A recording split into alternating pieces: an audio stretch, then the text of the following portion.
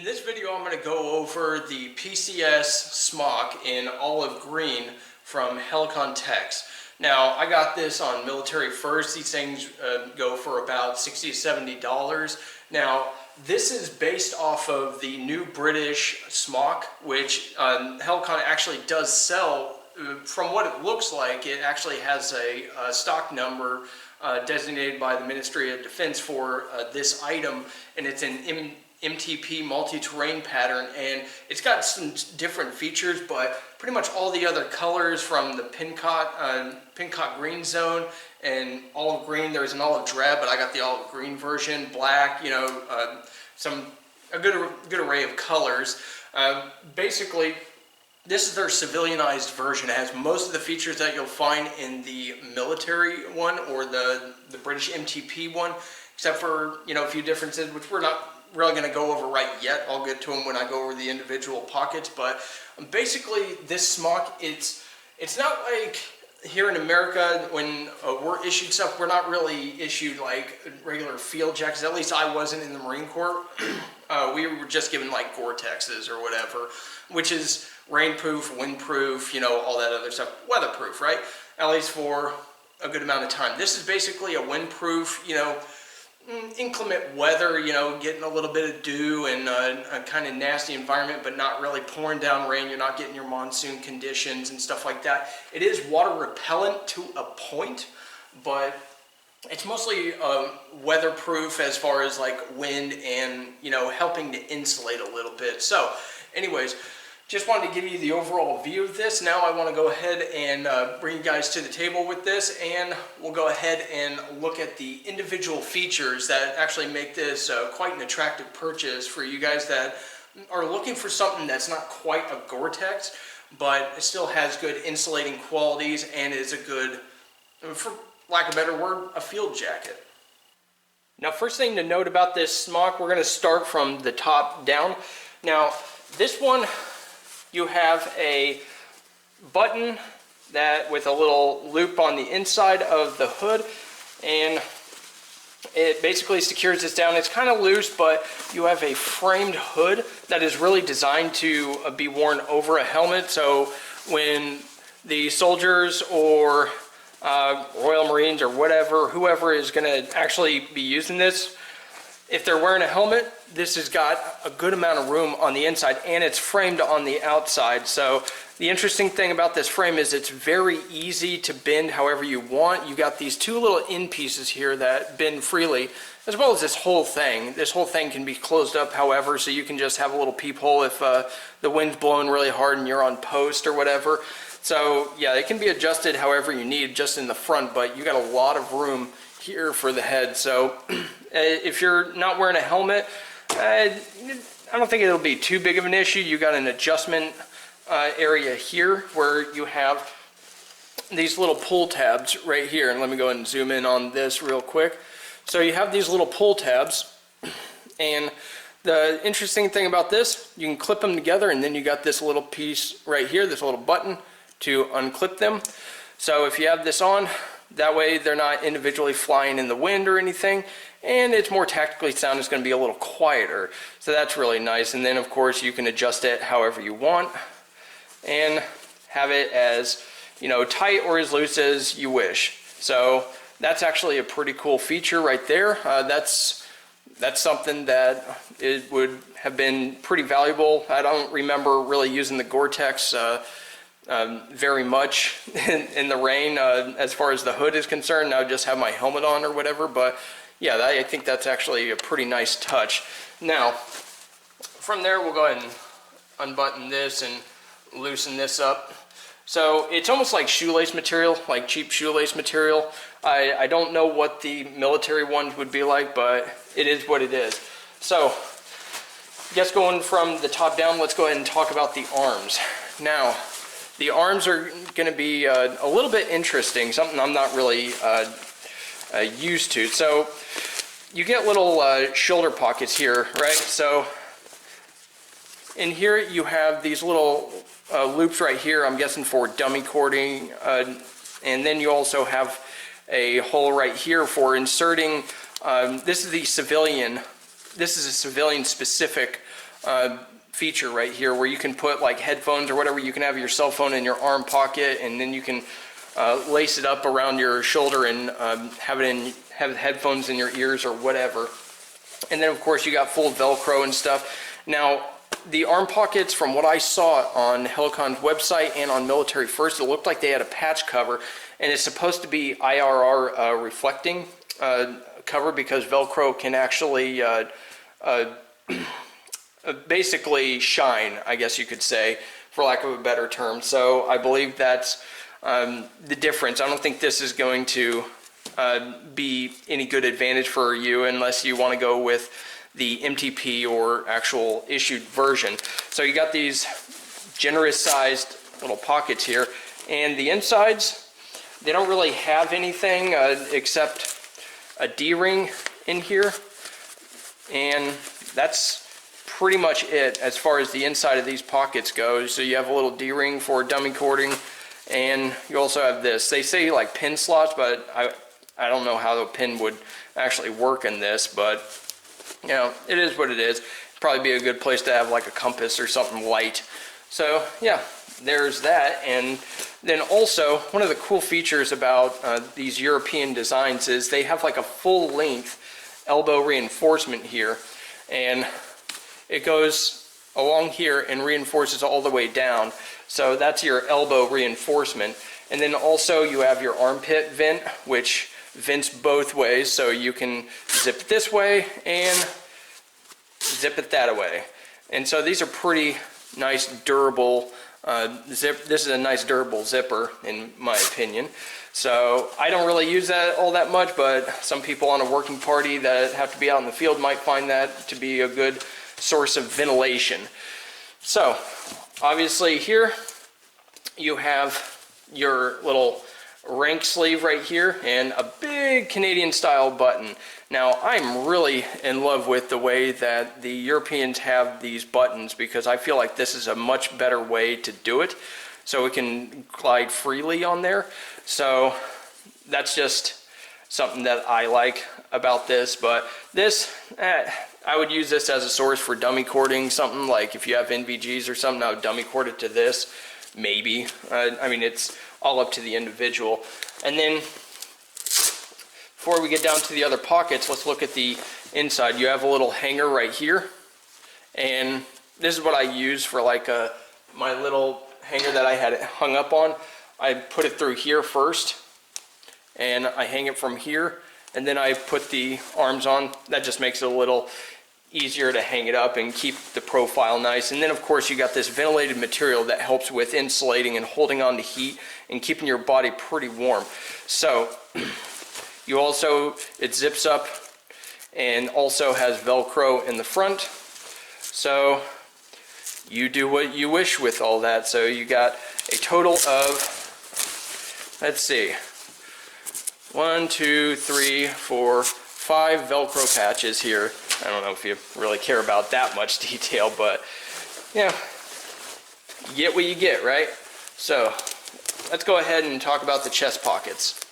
As far as the chest pockets are concerned, you have two different kinds of setups here. You have this pocket and this pocket, and obviously you have this little deal. This is what really makes it different, makes the two of them different, is this little deal right here. I am not sure what this is for. If anybody actually knows, go ahead and put it in the comments below. I'm not really sure if this is just good for pins or whatever, but this little slot, it's like a button slot. So yeah, I have no idea what that would actually be good for, but you know, it's there. So these pockets are interesting. They have huge buttons on them. So it's the same button as the little rank sleeve right there, and when you open this up, they're both the same on the inside. It's just the outside difference of this. So as you can see, got a large button, and this is one of those basically you fold it over, and it's got an interesting little characteristic you don't see on like American pockets, where basically you have a folding pocket mouth. So here you have little, what I like to call dummy cord slots, and then On the inside, you have nothing but a nice big open pocket. So that's that. And then the button is obviously concealed under the flap. So if you don't want the button exposed for reasons of light reflection or whatever, you definitely want to button it up, because having it hang loose, it will expose itself pretty easily with how heavy it is, and it'll droop down. That's the one disadvantage of these Canadian style buttons. So obviously this pocket is going to be the same, and got your dummy cord slots and just a nice deep pocket, so you can hold a lot of crap in there. So that's good. Now we're going to talk about these two internal pockets. Now again, this is where it kind of sets itself apart from the military version, and I'm going to go ahead and zoom in just a tad. So again, you have an electric or a cord hole right here, and you got that, and then you got little pin slots, I guess, but these are supposedly good for accessories and pins, but the military version apparently only has pin slots. So maybe it's this, maybe it's actually more divided, but yeah. And then obviously it vents on the inside, so if you leave this pocket open, it could be kind of like the armpit vents, where you could be leaking out body heat. If it's kind of cold out, you could get a little uncomfortable pretty quick. So then you also have a D-ring. So it's mirrored on both sides, but it goes up to about the neck level and all the way over. So basically following the seam all the way around, that's where this goes. And it goes all the way down to the waist adjustments. So it's mirrored on both sides, so it's all the same. And yeah, so it's pretty nice. You get a lot of space, but again, make sure you zip these up, because you don't want moisture getting in there. You don't want to vent body heat, because probably the biggest reason for wearing this, keep your body heat in, because it's going to be a little bit uncomfortable out. So now that we're down to the waist adjustment area, it goes all the way around, and it's actually on both sides. So I'll just pull this up real quick. So you can see I already tied this down to fit my waist. And the big thing about this is if it's windy out, wind can sweep up and go and basically render all this that's supposed to insulate you useless. So you want to go ahead and make sure that this adjusts to your waist and fits nice and tight, and also it prevents it from walking around, hiking up your back and so on and so forth, drooping down too far or whatever. So again, this is like the same material as your little hood adjustment right here, but it's just a tad thicker, maybe, or maybe it's just less used. So I'm guessing it's less used. They like to stay consistent with the types of materials they're using. So with that said, let's go ahead and move down to the lower pockets. Okay, so the lower pockets is where it gets kind of interesting inside and out. Obviously, these are pretty big. It's a little bit bigger. It seems like it's a little bit bigger than the chest pockets. So basically in here you get no lanyard, and again, this is a folding mouth design, so basically it'll prevent things from spilling out, but you don't get any dummy cord slots, as I like to call them. It's just a big open pocket with nothing but open room inside. So there's really nothing fancy to show here. Again, you get the big buttons and stuff, and with gloved hands it should be pretty easy to undo, and I think that's one of the points of having these big buttons. Just a lot easier to handle. So you get that, and obviously it's mirrored on both sides. And again, the other part that's mirrored on both sides, bam, you get this nice and protected fleece pocket right here. And you can see this is the material. It's nice and soft, and it'll keep your hands warm.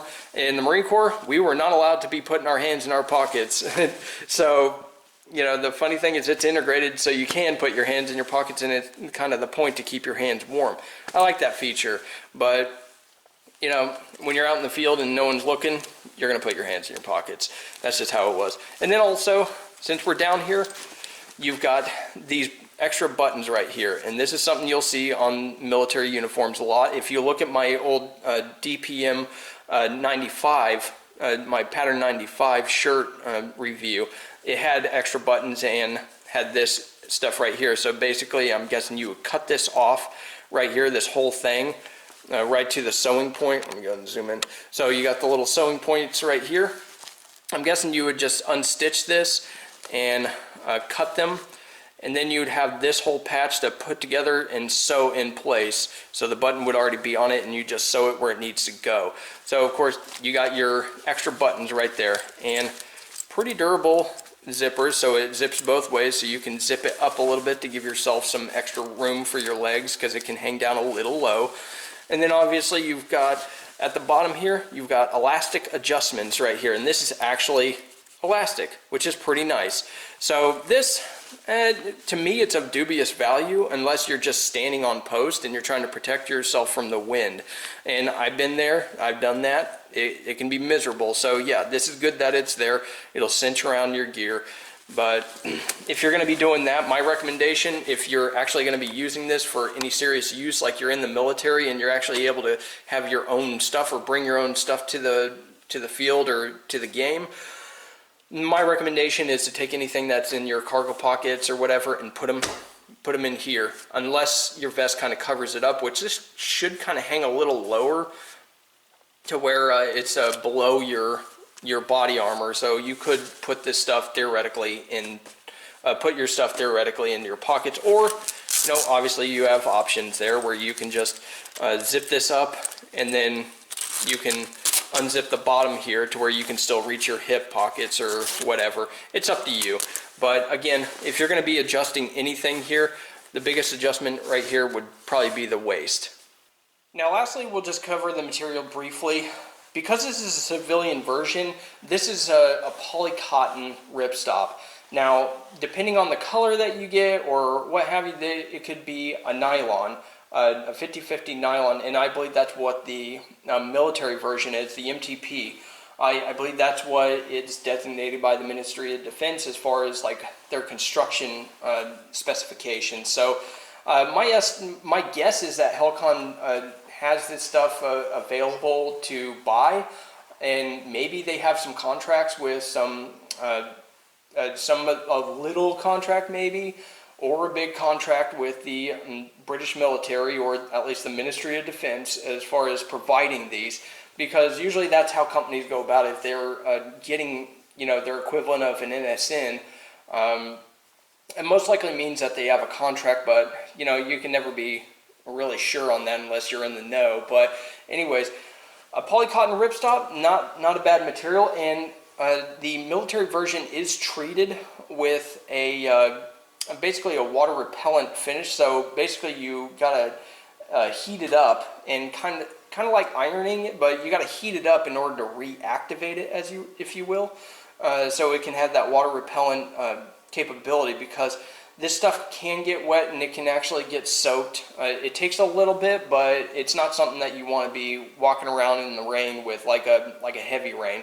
But you can be pretty comfortable out in a light shower or a mist, if you will. So Pacific Northwest misting and their definition of rain, that would probably be good for this, for you guys here in America. But for the most part, this is probably mostly good for dry or post-rain weather, where it can actually get pretty dewy and pretty humid and cold in the morning times. That's where this piece of gear would shine, in my opinion. So anyways, let's go ahead and wrap up. So this is Helikon's PCS Smock. Goes for about $70, militaryfirst.com.